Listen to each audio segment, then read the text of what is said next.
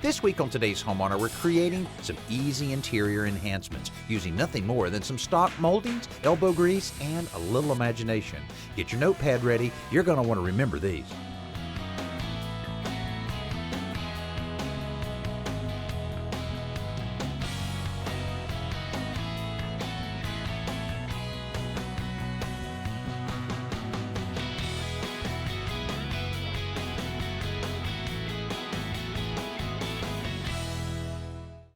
Are you looking for a few ways to improve the look of the interior of your home without spending a lot of money? Well, we've got some great projects for you this week involving using inexpensive moldings that can make such a difference in different areas of your home. Now, the first one we're going to tackle is improving the look of the interior of these windows by simply just wrapping it with wood.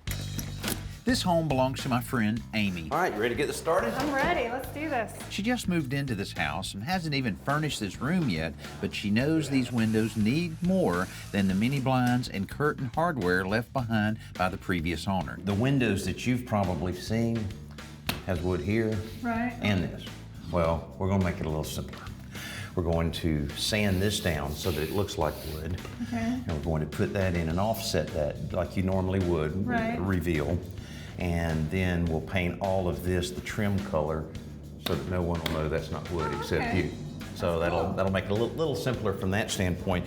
But what that's going to make us have to do, we almost made it here. Oh, I see. But you see, if we did that, that would look a little odd. So I mean, and you don't want to, you don't want to add to that. So we're just going to replace this. That's the easiest way. That way we can come out and trim this out the way it should be, and that'd be pretty easy. So all we need to do right now is we'll probably go ahead and take those other brackets down, because you don't want any of that, do you? Right, no. Okay, let's go ahead and take all that down. Okay. And then we'll take this out, and then we'll start trimming it out. Cool, it's gonna look good. After the unnecessary hardware is removed and the holes filled in, we turn our attention to the window stool.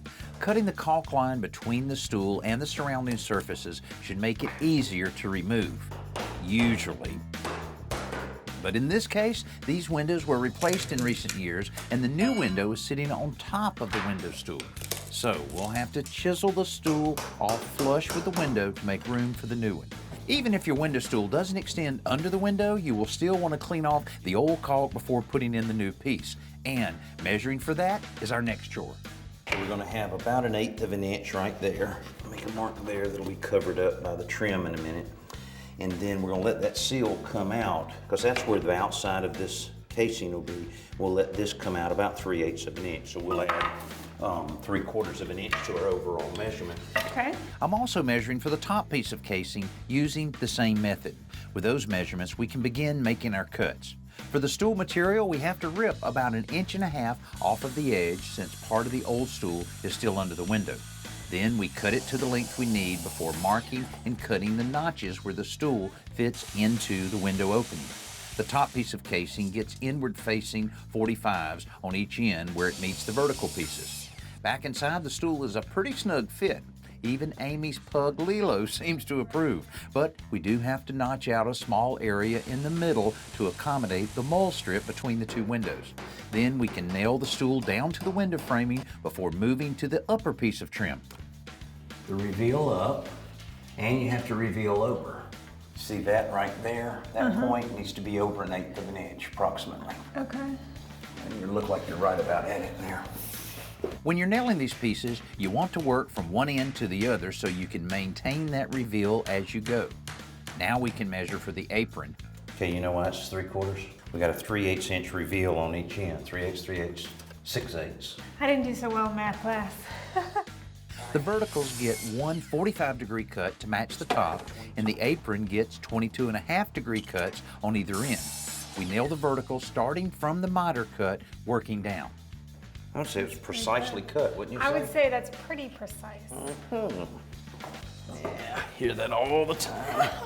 Not only are we making this window look better, Amy's learning a lot as well. How's that going?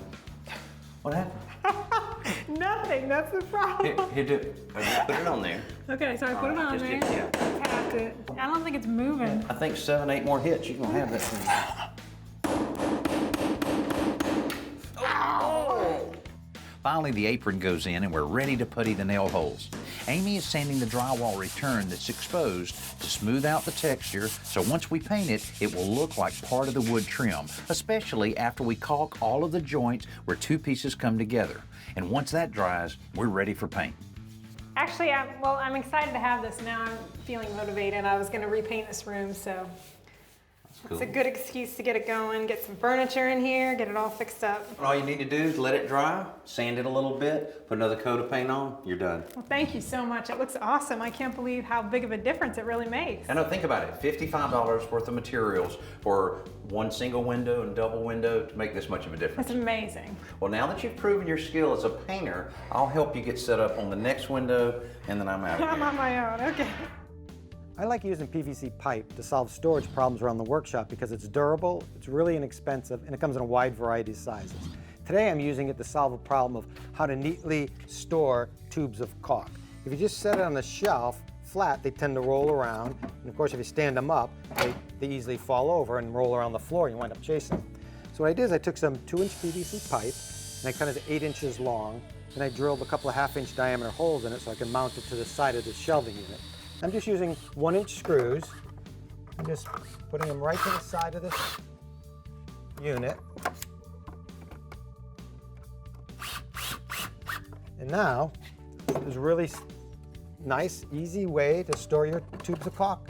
Just slide them right in. You notice now this is 2-inch diameter PVC, and it's a perfect diameter to set into tubes of caulk.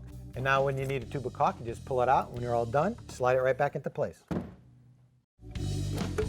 This week, we're looking at several different ways to enhance the interior of your home by just using some simple stock moldings. Now, I hope you agree that Amy's windows look a lot better now that we wrapped them with wood, and she told us she just can't stop looking at them. Now she wants us to do all the other ones in the house, but right now we're focusing on a little room next to the entryway here at homeowner Paige Stewart's house, where she wants to dress it up a little bit. We're going to do that by using a very simple base cap molding that we've already primed and painted, and we're going to use this to create some little simple panels on the wall. All I need is a few measurements.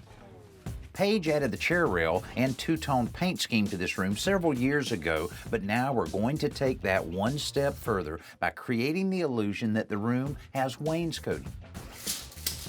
All right, I'll tell you what we'll do, Paige. We'll just kind of divide these areas up, get you to take the notes for us, and I'm gonna get you to help me cut and everything when we get outside. Okay. But we'll just go A, B, C, D right on around. Now, you've been thinking about this for a while, huh? For a while, yeah. It's a playroom for children for the most part, and I would like it to be a little more formal. Yeah, well, this will do it. I'll tell you, just simply taking molding like that and creating the panels on here. And you've got kind of a neat situation in that several of these areas are about the same size, and then the longer wall we have over here, we'll probably divide that up into either 2 or 3 sections so that it'll kind of look like we know what we're doing. Okay. So let's try that. So, all right, let's get the first one here. I'll give you these measurements here. By naming each section of wall as we go, we'll be able to label the pieces we cut and install them in just the right spot. The height of the chair rail is the same all the way around the room, so that part of the equation will be very simple. If you can move all of the furniture before you start a project like this, your chances of getting a consistent look are better all the way around. It's also a good opportunity to find loose change and the kids' lost toys. Look, $100. It's not as bad as I thought. It's a chew toy. And he's videoing it. No, you didn't. We want a 4.5-inch margin around all sides, so if we subtract 9 inches from the vertical dimension and 9 from the horizontal one, we should have the exact length we need for each piece. 2 vertical and 2 horizontal for each panel. Okay, now let's go see how we're doing on the cutting. It's the best part. A motorized miter saw is ideal for making these cuts, but an old-fashioned miter box will also work with these small little pieces of molding. We're building one frame to test our plan first, gluing each joint, then pre-drilling the corners before nailing them together to prevent splitting. Now the moment of truth. How does it look? I think it's the perfect size. It seems like it has the right margins on it as far as proportion and everything, and by doing this, all of the outlets are the same height, you know, all the way around the room, so it seems just right. It seems like the molding's just right too. Look how the profiles kind of match up. Almost like a miniature version of the chair rail. That makes a huge difference in a room. Yeah, it's pretty cool, isn't it? It is. Okay. That simple. All right, well, we'll cut the rest of them then. We'll just leave this one sitting there, and we'll know our measurements are just what we need. Okay. Now we can go into assembly line mode. First, listing out all of the cut dimensions for each panel, then making all of the cuts one after the other so we get the most out of each piece of molding. When you're measuring outside miter cuts, it's best to cut the first angle, then measure from that point, rather than measure from a square end. Paige is stacking all of the pieces that make up a single panel together to avoid any confusion later. Yeah, we put A in, so that's B. Okay. No, you're right, it's C. I love it when you say I'm right. I know. Wasn't going to gloat. But... Okay.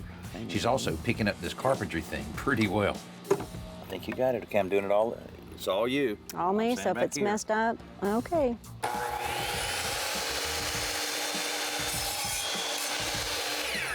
Beautiful. That's what I like to hear.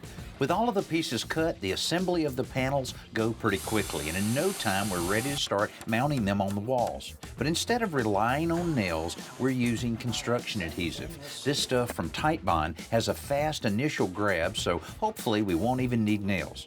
Once it's in place, you'll have a little time to make any final adjustment before applying some pressure, then it's off to the next one. Occasionally, we'll have to use a nail or two to tighten up the molding where there may be some dips in the drywall. That can really be a problem for the longer panels, but this time we got lucky. Look how smooth that is against the wall right there. Yeah. And that's great. Before long, we're done. I think your husband's going to be surprised when he comes home and sees all the work that you did.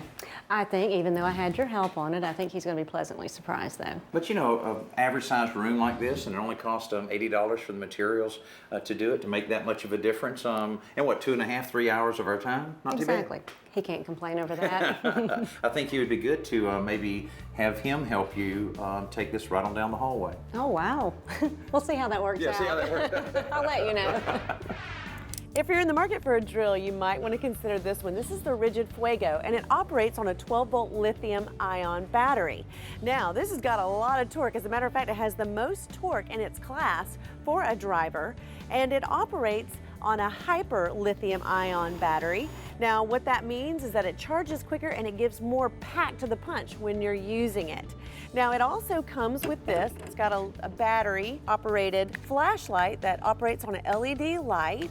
See how bright that is? Now the drill actually has an LED light on it as well, so that when you're using it, you can see what you're doing. Now both of these come with the lifetime guarantee offered by Rigid on all their products.